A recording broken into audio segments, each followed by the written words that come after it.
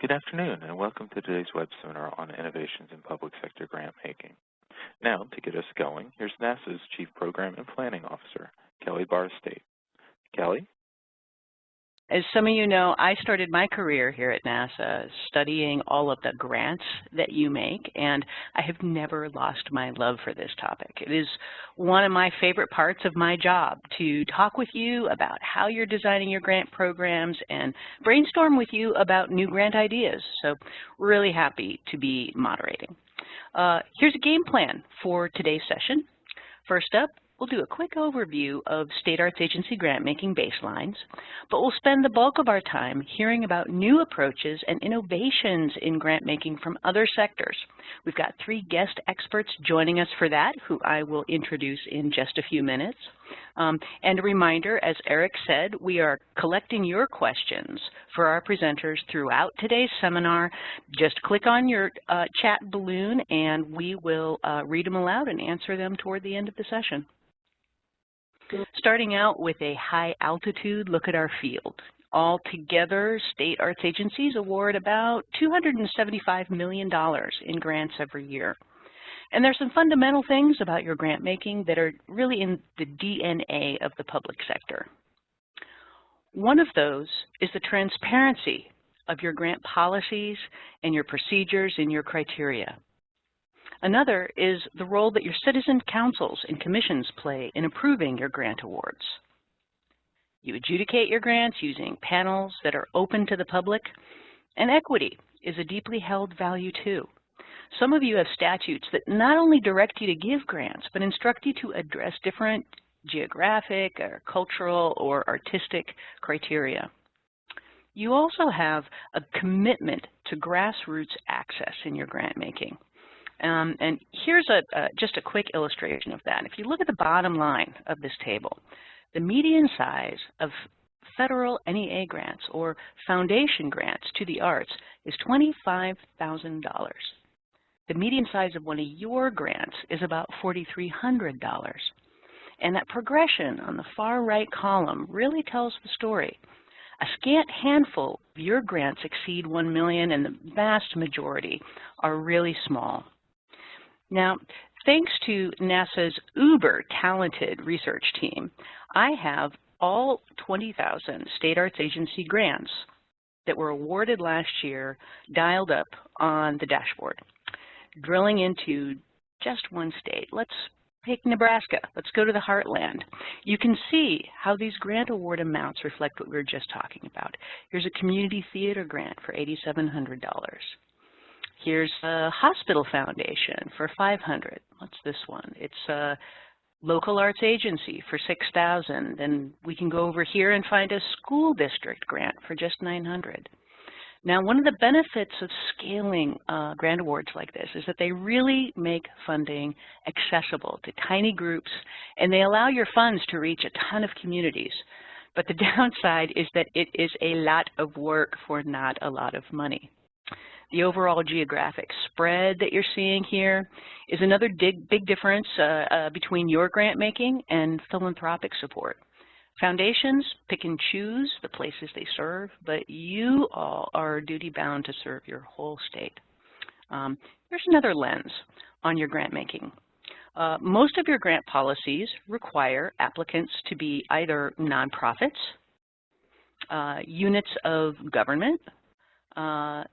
Most of you have eligibility for individual artists, but some of you are now looking for points of entry for other types of entities, like unincorporated groups or for-profits. You know, where do groups like that fit in? Are there inherent biases embedded in these norms? Those were really important questions. Of course, state arts agencies use many different grant mechanisms. Fellowships, and commissions, and other mechanisms that really support the creative process or the creation of new work. Big investment in arts education, in teaching, and in learning. Lots of activity support for public awareness. General operating support, that's 40% of state arts agency grant dollars on average are dedicated to that kind of capacity investment. Many concerts, exhibitions, performances, readings, and festivals receive project-type support. And I think 18 or 19 state arts agencies have decentralization programs where block grants are allocated to localities for regranting at the local level. Now, having looked at this data for a couple of decades now, I can tell you that these patterns haven't changed very much over time relative to available resources. And there are virtues to this kind of continuity. You know, building a cultural infrastructure really means taking the long view. But are these still the best or the only channels for funding? Many of you are asking that because the cultural landscape is shifting. You know, art forms are changing, audiences are changing, and distribution systems are evolving. How do state arts agency grants need to change to keep up? Also, we're seeing different patterns of institutionalization. You know, many kinds of commercial and unincorporated groups are part of the state cultural ecosystem. Who are these groups? What should your funding relationship with them be?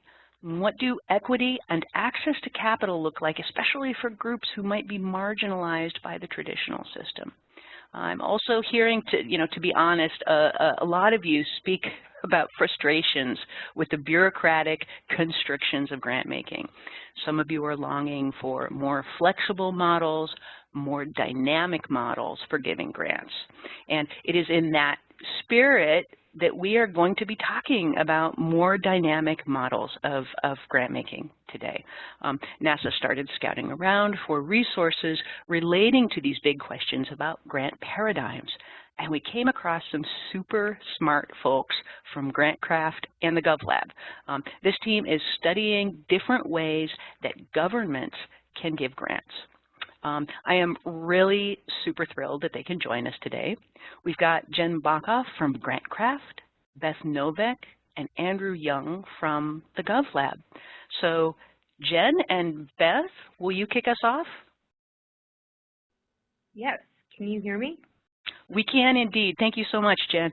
Okay, cool. And are we able to advance slides, or do you do that? Sorry for the delay. I think Andrew is going to be your wingman on that. I am holding on. I hold the keys to the slides. Yes. Well, fantastic. I think that Beth is actually in a rousing discussion with a class that she teaches about civic tech. So I guess that I will kick us off a little bit and maybe start just by talking really quickly about GovLab and GrantCraft. Andrew, do you want to maybe speak to GovLab and then I can speak to GrantCraft and then we can dig into the content? Sounds good. Great. So I'll start with GrantCraft. GrantCraft is a service of Foundation Center. For those of you who haven't heard about Foundation Center, we're basically a hub for building the capacity of the social sector. And we do that by developing data-driven resources. And when I say data, I don't just mean quantitative data, though we do have a ton of that in terms of who's funding what and where. But we also look at the qualitative data in terms of the stories of what funders are doing to make good judgments in the course of their work. And so through GrantCraft in particular, we share a lot of that good judgment that funders are using to help advance practice in the field. And so the reason that we came to partner with GovLab is they were doing some work that I'll let Andrew speak to in a moment, tied to what does grant making in government look like? And most of our work focuses on what does grant making from foundations look like. So putting our heads together, we were able to really explore what are those stories that feel innovative and exciting, that highlight good practice that we're seeing in government and that might also be mirrored by foundations. So Andrew, maybe you can just speak to the GovLab side of that for a second and then we can dig right in. So thanks everyone for joining. Really happy to be here, and apologies for the delay in Beth joining. But so just to give you a little bit of background on GovLab and what we do. So GovLab is an action research center based at New York University's Tandon School of Engineering here in Brooklyn. And basically the work that we do is premised on the belief that institutions, governing and otherwise, have access to two new assets that can improve the legitimacy and effectiveness of governing decisions. The first one is data, and the second one is people, which the expertise and experience and know-how of people is more accessible as a result of network technologies and the ability to collaborate across borders and silos. So, you know, we do this work in a number of ways, both more academic and traditional research projects like this report that we're going to talk about today, but also projects that we do with institutions directly to experiment with new ways of governing, with new ways of making decisions based on the access to people and data, and then assessing the effectiveness. Great.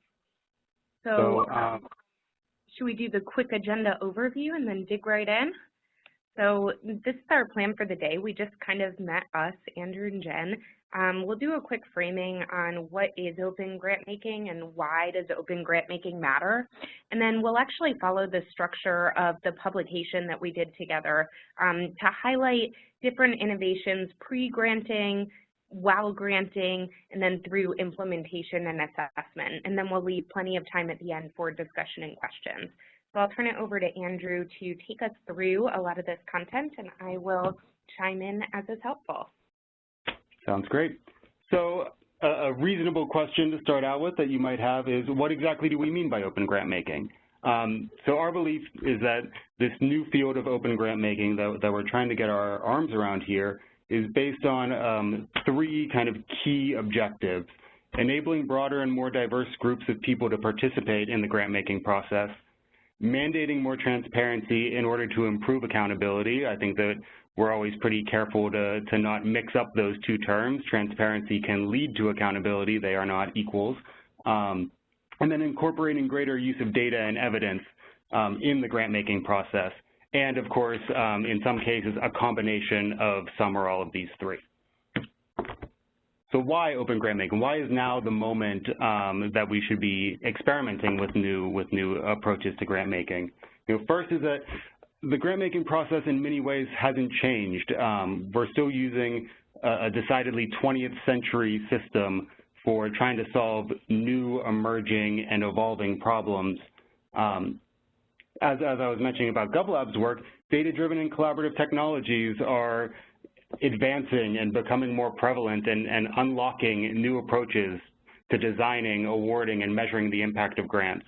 And finally, more experimentation with these types of tools can help uncover what works in practice so that we aren't experimenting in a vacuum and not learning from what is working in practice and what is not, and then applying those lessons in other contexts. So the report that's the kind of impetus for this project is, as Jen pointed to, broken into three main sections. So looking at innovations that can be implemented before the granting process starts, or pre-granting, and those are ideation challenges, which I'll talk about more in a minute. Improving the quality of applications through matchmaking, enabling people to connect beforehand so that they can share knowledge and provide each other with more capacity across different organizations or sectors. Prioritizing bottom-up participation so that grant making and the development of proposals to access grants and solve problems is not done behind closed doors. And then during the granting process, innovations could include open peer review and participatory judging, which again I'll talk about a little bit more in a minute. Evidence-based grant making, expert networking, so again enabling this matching based on skills and experiences. Open alternatives to grants like prizes and challenges or crowdfunding. And then finally, in the innovations post-granting stage, after the money has been awarded, innovations could include opening data about grants, grantors, and grantees to the public, standardizing reporting mechanisms so that we have more cross-grant understanding and it's not different silos using different systems. And then finally, opening access to grant-funded work product so that the insights and innovations are more available to a broader swath of the population. So I'm going to jump right in here to the first innovation that seems particularly relevant to the group on the webinar here, and that's ideation challenges during the pre-granting stage. So this innovation is essentially based on the idea that using the crowd to brainstorm ideas for the design or goal of the grant itself can improve how well targeted or how implementable solutions that ultimately come from the grant process might be. So outsiders can be useful in defining the questions funding could help answer or the problems they could help solve, so that it's not a constrained group of people behind closed doors deciding what targets to set for grant-making initiatives. So there are some examples of this in practice, of this distributed brainstorming to set the stage for grant-making. One of them is this Harvard University Type 1 Diabetes Challenge, which asks the crowd to submit questions that could push forward the field of research around type 1 diabetes. So the request wasn't for people to solve the diabetes problem, it was to set the research agenda to help define where efforts to solve the diabetes challenge should go next. So involving people to set the roadmap rather than define the solutions can get more input from people who might have a great idea but might not have the resources or time to take those next steps in order to actually create a tangible product that's going to have a direct impact on the world. And the second one here is this White House Smart Disclosure Initiative, which took a similar approach, providing this roadmap for future work around what can be done if information is provided back to citizens in a targeted way, for example, around their energy usage. So if I get access to my own energy usage, how could I use that data in a way that could help improve my own consumption habits or consumption habits of the nation as a whole? I might not have the solution to that, but I might have some questions that could help push forward the field. And for all of these innovations that I'm going to talk about today and that Jen is going to talk about, we want to be really realistic here. This is an attempt to really rethink the way that we solve problems through grants, and we recognize that this is a big system that's set up in a way that this is not always easy. This is a challenge to try new things in this way. So we want to be realistic and tell you why we think it's a useful idea to try these things. So why would you do it? But we also want to be realistic about why some approaches might not be relevant or particularly well targeted for a given problem or a given institution that provides grants. So in this case, why would you want to use an ideation challenge? The first one is especially this opportunity to get a more diverse swath of input from the public, getting more people who are traditionally not included in the ideation process around grants into the process, getting more voices in, more flexibility.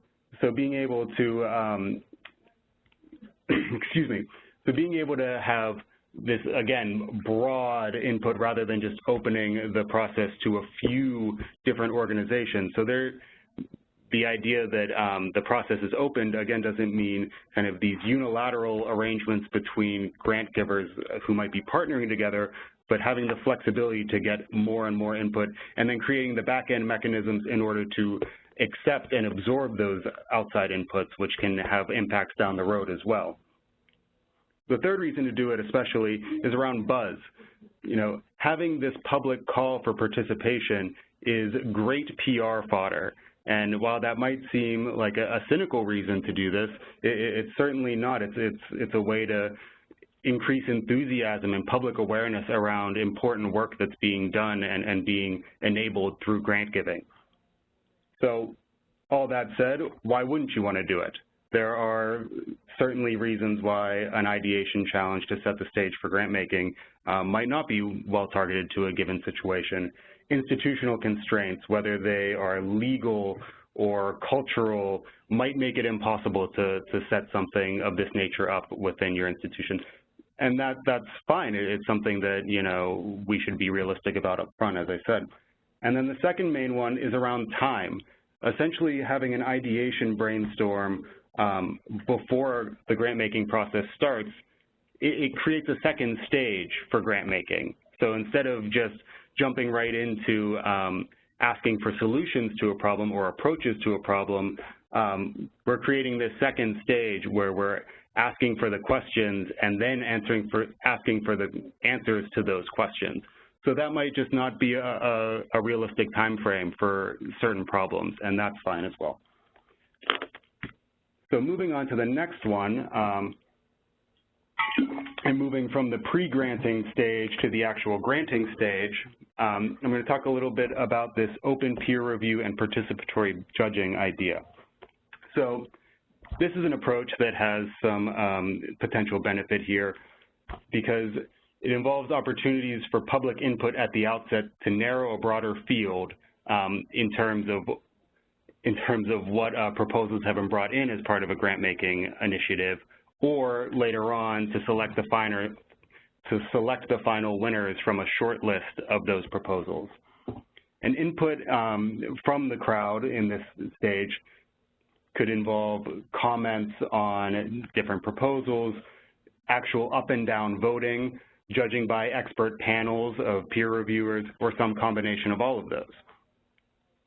So the Case Foundation's Making It Your Own Awards is one example of the process in which the crowd is used to vote on a specific set of proposals that came out of a grant-making process. So essentially, in this Making It Your Own Awards, the Case Foundation narrowed down a large universe of different proposals down to around 20.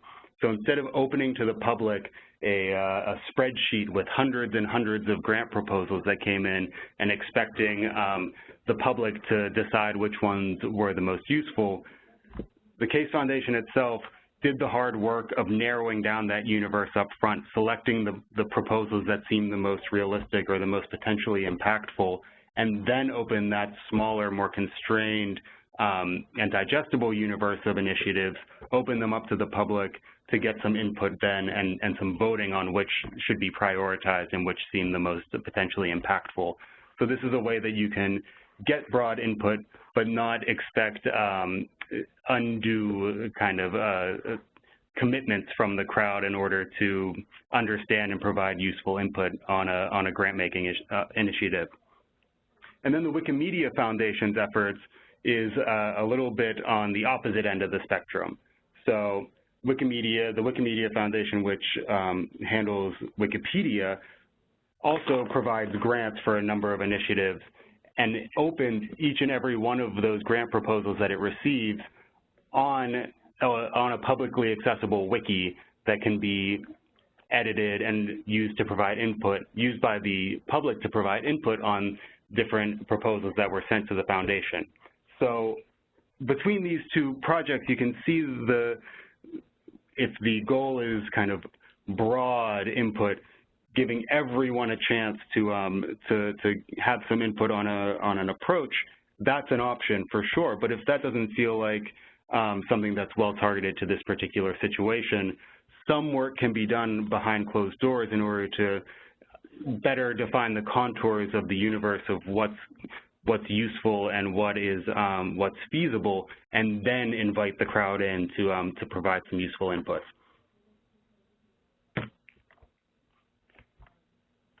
So moving on to the why do it or why not do it. So why do it? Smarter judging, for one reason. You know, the old cliche that no matter where you work, most of the smartest people in the world work someplace else holds true here. By providing opportunities for more people to provide input on a grant proposal, there is more opportunity to access expert and really well-targeted expertise around a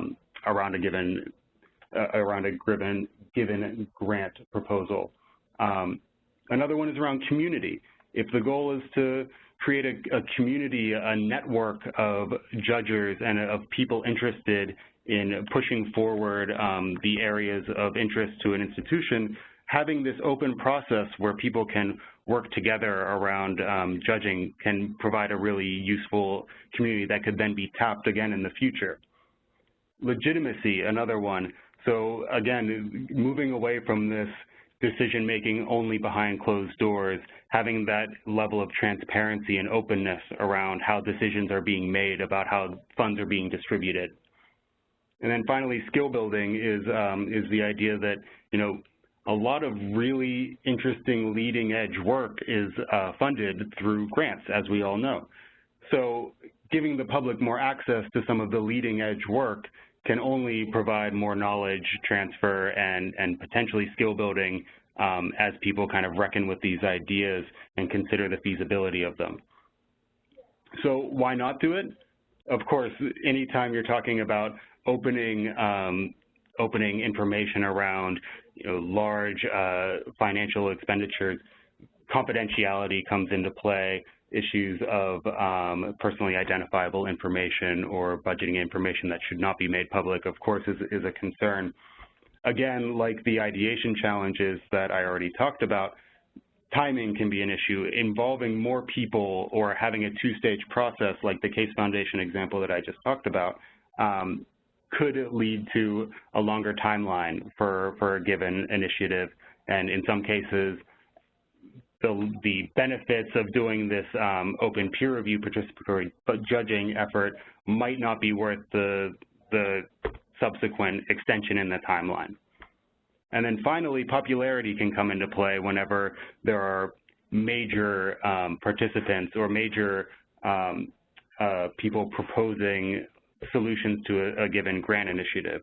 So if it's a well-known organization that's looking for access to funds to solve a specific problem, an open process that involves people determining whether or not that proposal should be accepted or not, name recognition can play a big role in whether people have a positive or negative reaction to that proposal. So in cases where there might be some preconceived opinions about some of the entities involved in a grant, that might not be the best approach here.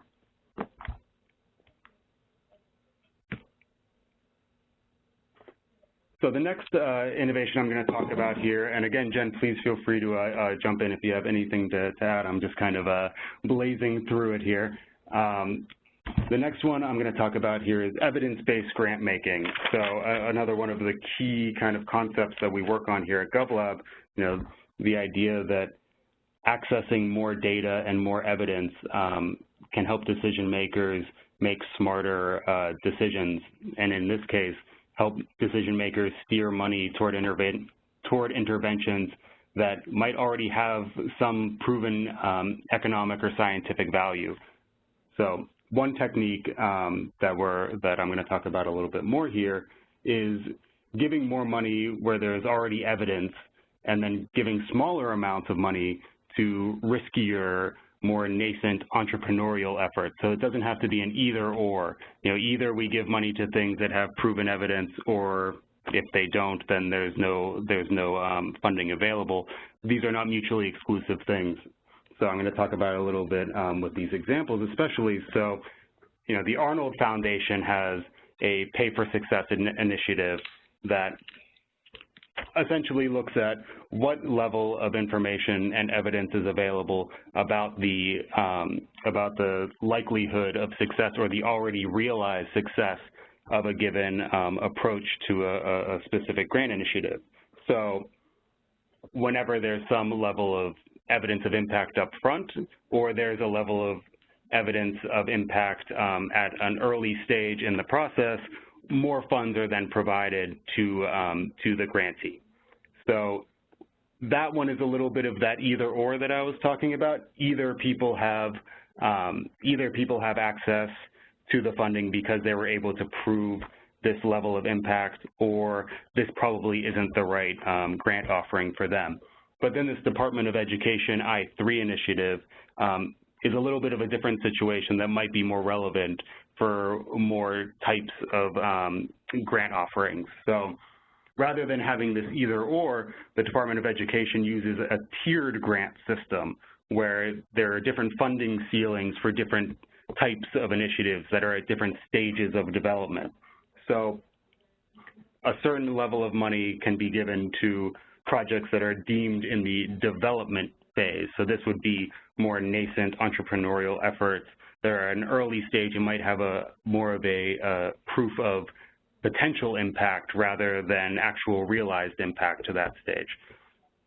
The next one is around validation. So if you're in the validation stage, there is some level of impact, but the funding is going to help uncover even more and push forward what you're already learning about the impact that can be seen and measured. And then the last one is scaling up. So these are projects that have a very clear evidence of impact. There's evidence that these are initiatives that work in practice, and more money is made available to them in order to scale up and extend those impacts.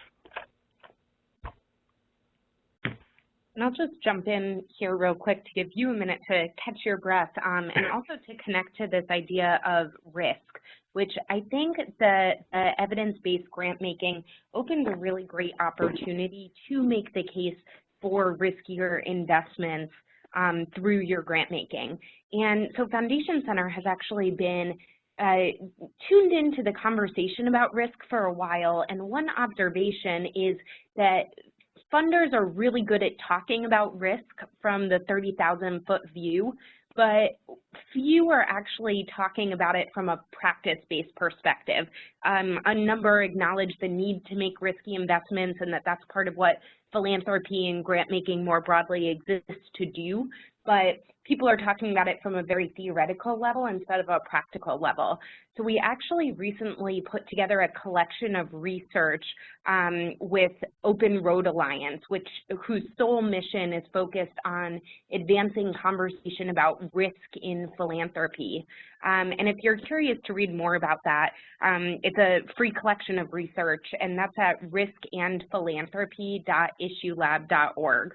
I'll type that in the chat box, but I think that this evidence-based grant making is a really neat lens to think about that topic. Great, thanks, Jen. So jumping into, on top of that exact point, other reasons why evidence-based grant making might be worthwhile. The first is, of course, no surprise in a pay-for-success kind of paradigm, cost savings. But cost savings around evidence-based grant making is not only around not giving money to initiatives that might not have as much success, but it's also really useful for avoiding duplication and targeting undue resources toward initiatives that are doing essentially the same thing as something already being funded somewhere else. And then going back to this Department of Education example, this is a means to increase entrepreneurial innovation and provide the kind of seed funding around agile and new approaches, and not expect a full account of the process and potential impact up front, but instead taking a small level of funding to try something new and see whether it works in practice, and then scale it up or iterate it depending on what happens in this initial stage. So why not do it? Especially relevant for, I imagine, the folks on the phone here. Often impact is less quantifiable in certain sectors, including cultural sectors, such as the arts. So defining what impact or what success in a pay-for-success initiative in cases like this can be much more of a challenge, and it might not be a great fit in all cases, but I think doing the work to determine the criteria up front of what success might mean doesn't mean that if that is done, then this approach could still work in sectors that are focused on the arts and on culture. So the last specific example that I'm going to talk about here is open alternatives to grants. In our report, we talk about things like micropayments and crowdfunding, but I think what's especially kind of relevant for this context is prize-backed challenges, which is in some case similar to ideation, the ideation discussion that we had earlier. But the prize-backed challenge approach of putting an incentive reward, whether it be monetary or otherwise, to encourage people who are not the usual suspects to attempt to to access that funding or incentive, whatever it might be, and push them to try something new in the interest of solving a problem or creating a new arts initiative, for example, in order to incentivize them to try something new and not kind of predefine the criteria of what will be granted up front. And this also doesn't guarantee a winner. So one of the examples we have here is NASAA's Center of Excellence for Collaborative Innovation, which is kind of a leading actor in this prize-backed challenge space. So NASA creates, in some ways, these big bets or these grand challenges of major, super challenging goals, and then opens it to the public with a $1 million or $5 million prize attached to it. And so far, they've actually had a lot of success, and it's one of the examples that we like to point to a lot. NASA has used prize-backed challenges to get implementable real-world solutions to lunar landing technology and astronaut glove design, and these kind of incredibly high-tech or esoteric type of solutions that are needed in the NASA context that you might not expect. Opening it to the public would be the way to find a solution, but when you put a whole bunch of money behind it, sometimes you'll be surprised. The other one here is a slightly more grounded initiative, which is the ASPCA's Rachel Ray $100,000 challenge, which is aimed at pushing animal shelters to save more lives in a given 3-month period than they did in the year previous. So what this does, rather than unlocking new approaches to designing astronauts' gloves, this provides a group of distributed actors who are loosely networked, if at all. It provides them all with a target or a goal to strive for, and then an incentive to take steps toward achieving that goal. So if I do reduce the number of deaths in my animal shelter compared to the last year, not only do I have that target to work toward, but I have a really clear $100,000 incentive for doing so. So why do it? Cost efficiency, of course. If money is not necessarily guaranteed for a big bet, then you don't have the obligation to provide funds in the end, and there's less likelihood of funding something that might not lead to an impact, since a prize-backed challenge is premised on only paying for demonstrated success toward that challenge. Community, again, looking back at the NASA example, the use of prize-backed challenges kind of spurred on by NASA has created a community of problem solvers outside of NASA in the general public, a community of solvers who are really interested in trying to address some of these challenges that are put to them. And it's also created a community of prize folk working within the U.S. government. I was at an initiative last year to celebrate the 5th year anniversary of challenge.gov, and dozens and dozens of people working across agencies and departments who have absolutely nothing in common about what they work on or the type of work they do, other than the fact that they all do work on prize-backed challenges and are kind of pushing that field forward. So it's a community building mechanism, both kind of at the problem supply, at the demand side within governments and institutions, and at the supply side of solvers kind of working outside of those institutions trying to address some of these major challenges. So why not do it? Once again, legal constraints can throw a wrench in the mix. In some cases, kind of opening problem solving to the public without an upfront kind of clear path toward grant giving might not be perfectly in line with regulations in a given context. And there's also questions of legitimacy in terms of, excuse me, in terms of, you know, what kind of legitimacy is involved whenever an outside entity is expected to kind of put in the hard work and the resources needed to address something as big and as challenging as, you know, lunar landing technology without that upfront guarantee of, you know, getting the funds needed to take those opportunity costs. So there is a little bit of a debate on that. But of course, you know, these entities that are joining into such initiatives are aware of that situation up front.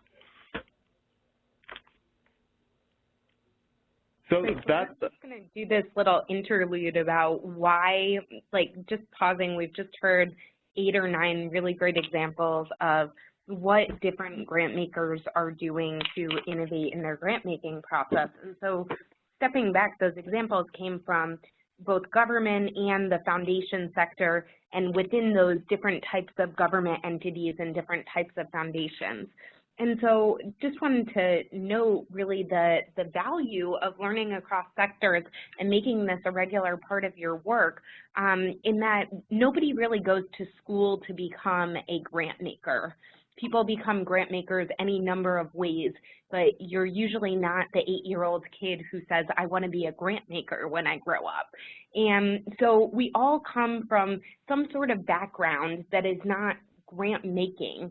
And I think it's really easy to fall into the habit of how grants have been made at your organization or in your small part of government or in your program. It's really easy just to follow the rhetoric that's existed before you got there.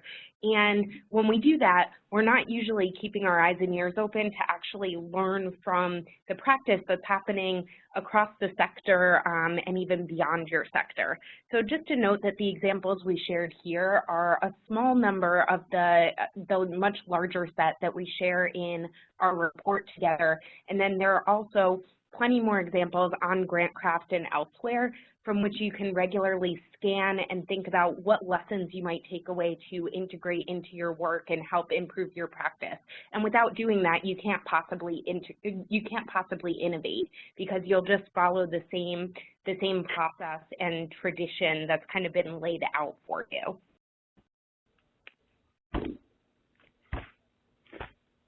Great. So I'm sensitive to the time here, and I know that we want to get to the Q&A. But just a quick word, and Jen, you might have something else to add here as well, on the getting from here to there question and how to actually implement some of these initiatives. And of course, these different innovations, they occur at different points in the grant making process. They involve different constraints and opportunities and kind of steps that need to be taken in order to make them a reality. But the one thing that I'll really highlight is something that GovLab works on a lot. It's the concept of problem definition. So thinking really clearly about what an innovation in grant making is actually aimed at addressing, and not using these opportunities as solutions in search of a problem, but instead, you know, determine what's kind of lacking at the moment in your grant making process, and then using that as the way to identify which innovation, and of course it's not limited to the ones that we just spoke about, using that problem definition of what's really in need of being addressed, and what are the constraints that are kind of, what are the barriers to addressing it as it stands, using that as the method to decide and implement an innovation that's more likely to find success. And then also, again, in the upfront kind of time frame, in this problem definition process, it's really important that establishing a baseline around that problem definition is a part of that process. So, as I said at the beginning, you know, open grant making is the idea that experimentation in the grant making process can give us a better sense of what really works in practice regarding these new approaches. So if we're kind of just implementing things without a clear sense of A, what they're trying to, what problem they're trying to address, and B, what the baseline is against which we're going to measure success, and progress, then it's going to be really hard to assess their impacts, and it's going to be really hard to implement projects that are well targeted to the situation at hand, and again, not just a solution in search of a problem. Yep, and I'll just layer on one more piece, which is that at the end of our guide, there's a page called Conclusion and Reflection, and on that page we have 6 questions, and we included those so that they could be a tool for you to also get support and buy-in from your team. I think one of the most challenging pieces to implementation of anything new is just getting other people to understand the value in it the way that you do.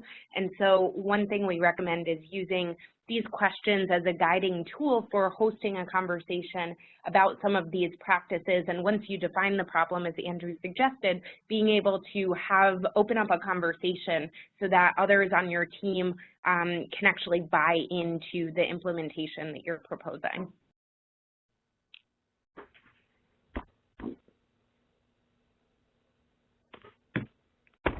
Great. So I think that's it from us. Thanks so much for joining again and for your attention. And now we're very happy to take some questions.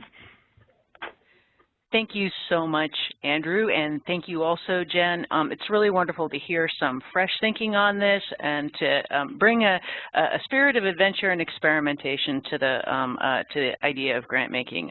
Sign me up for helping people think about that lunar landing technology for sure.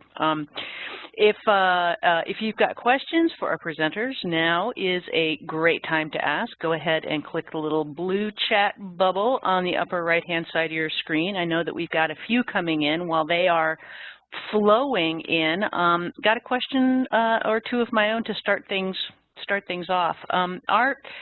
Our field gets really frustrated with red tape and have a lot of conversation with state arts agencies about wanting to make government grant making less painful, especially for grantees who are getting really small increments of funding. So Andrew or Jen, do any of the models you've come across lend themselves particularly well to streamlining? So I think the one that I would point to there, and it's not one that we spoke about in depth during the presentation here, is it's a bit of a challenge for the practitioners to move it forward in isolation, but standardizing the reporting mechanisms around grants, I think, is something that as a field can really have an impact. So if we can get a little bit more of an agreement about how reporting should be done and clear standards across sectors and organizations, I think that'll make things a lot easier. You know, at GovLab, for one example, you know, we're working with the Office of State's Attorneys General to create a single sign-on portal for people to do nonprofits to file their taxes across different states. So this is a different kind of concept, but all of this red tape and all of these different all the paperwork that people have to do in order to work across different states' lines, if we can have a bit of a more standardized process, these kind of single portals that just make everyone's life easier on both sides of the grant-making process can kind of move forward. But I think that as an individual or as an individual institution, you know, it starts with standardizing the reporting around, you know, your own grants, and then kind of being an advocate for extending that across the field more generally. Sure, sure. One more quick question, and I don't know, Jen, if you want to take a swing at this or not. Crowdfunding, okay? We hear a lot about what is the relevance of grant making and formal grant making programs in an era of Kickstarter and in an era of different crowdfunding mechanisms. Jen, what's your take on that from the GrantCraft lens? Sure. So a couple thoughts. One is actually to the point you were just saying about streamlining. Crowdfunding takes a lot of work. And if one of the goals of grant making and philanthropy more broadly is thinking about how to give organizations what they need so that they can actually do their missions. To me, one thing they don't need is more work on fundraising. And there's certainly a role for doing crowdfunding. I think it's a great way to engage stakeholder audiences and to build that PR buzz. But it also takes a lot of time and a lot of internal resources to make a crowdfunding campaign successful. And there's sort of a cap to how successful it can actually be. I don't have the data in front of me, but if you look at the average size of a Kickstarter or Indiegogo campaign, you're not getting the $100,000, the $1 million grants that are, even though they're few and far between still in arts funding, those bigger grants are essential for keeping organizations going, and you simply won't be able to achieve that through crowdfunding. And I think that, you know, arts grant making simply isn't and can't go away. There's, you know, a lot of funders see it as a way to really elevate our country's cultural acumen.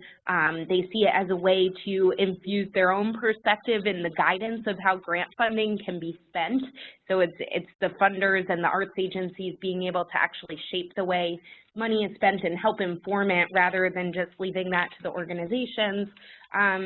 And it's also a way to designate funds toward those things that you simply can't crowdfund for, like those capital needs that exist in organizations and kind of the boring stuff, the overhead. You simply can't do that through crowdfunding. Mm-hmm. So different mechanisms support different functions for sure. So Eric, I see that we've had some questions come across the transom. What is the audience interested in hearing? Great. Thank you for turning it over to me. You all did such a great job. First question I have is for Andrew. Andrew, would you mind maybe discussing a little bit about the difference between prize-backed challenges and, for an example, an RFP or a contract? Is it solely the risk factor, or are there other differences there? I would say the risk factor is a big piece of it, certainly. You know, one of the ideas that we kind of point to as the type of innovative thinking and kind of previously unimagined kind of solutions that come out whenever a prize-backed challenge is used is, you know, there was a prize-backed challenge around how to help remove a baby from the womb whenever it's essentially turned around, and how can you do that safely? And the person that had the best solution for it turned out to be a mechanic working, I forget in which state, who had no medical background, who had the idea based on the way that you use suction to pull a wine cork out of the bottle if it falls in. So it's unlocking this kind of innovative thinking and this, you know, the type of expertise that you would never think would be kind of relevant to a given project. That's one of the reasons that prize-backed challenges are really useful. But what kind of differentiates them from something like an RFP is you pay for, going back to another thing that we talked about, it's paying for success. So having a prize-backed challenge and saying, you know, we're looking for the cure for cancer, it's different than, you know, setting up an RFP for, you know, a lab to start out and put all of the, you know, for them to lay out the groundwork for how they're going to, you know, conduct clinical trials and take all the steps necessary. This is saying that if someone cures cancer for us, we'll give you $100 million. So there's less of that upfront kind of stage setting by the grant giver, and instead, you know, you set the goals, you define the incentive, and then see what the public can come up with. Excellent.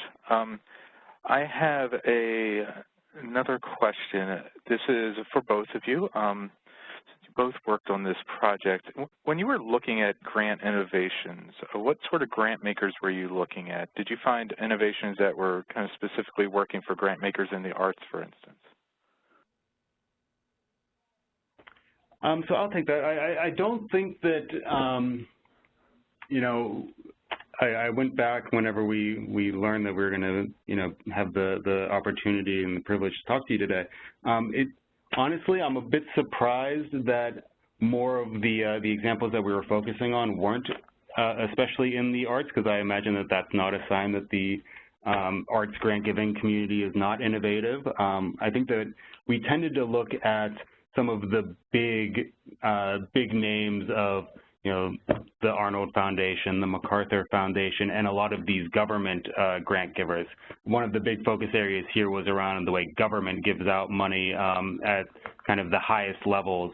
So, you know, we don't have a whole lot of clear examples. Jen probably has some interesting ideas in terms of arts grant-making innovations, but I would say that we were looking more at, you know, doing the research into what are some of the opportunities here, and then backing our way into thinking about who the actors are in this space. So in thinking about open data as a real kind of opportunity, and then seeing who's really active there, more so than starting from the sector or the focus area and working our way forward that way.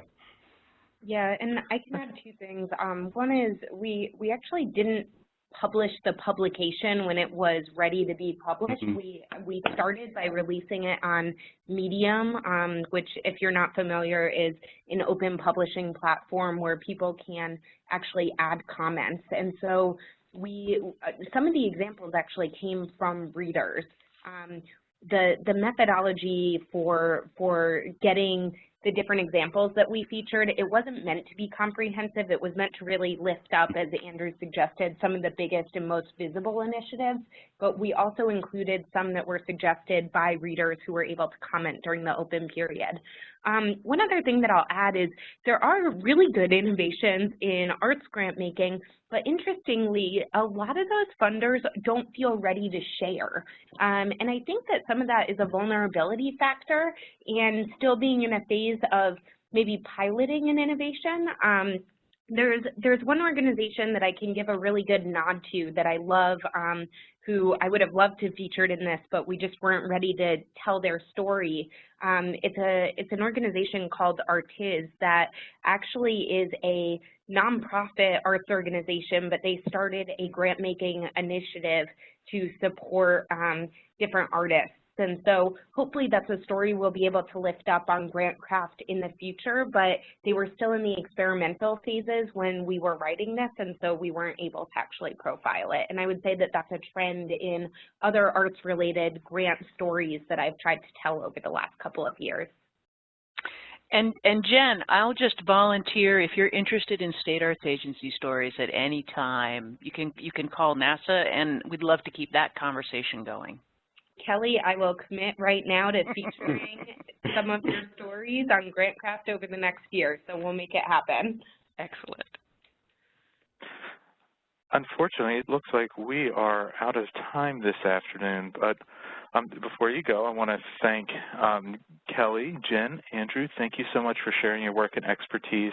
And I want to thank all the participants out there for joining us today. If your question was not answered during our Q&A session, I'll be sending Jen and Andrew an email with those questions as a follow-up, and I'll get some answers, the best answers they can give over email, and send them back to you. I know that 3 of you were not able to get your questions in during our shortened Q&A today. Now, we'll also be sending out a resources email with links to the report mentioned today and contact information for the presenters. That's going to come out within the next half hour or so, so check your inboxes for that. You're going to also find some links in there with NASAA resources relevant to today's topic. You'll also find those resources under the Research tab of our website. So if you go down the Research tab to Grant Making, you'll find many of the NASAA resources housed there. And finally, before you go, I'd like you to take just a moment to fill out our post-session survey. It should appear in a pop-up after I end the session today. It's going to help us keep providing this timely and informative sessions in the future.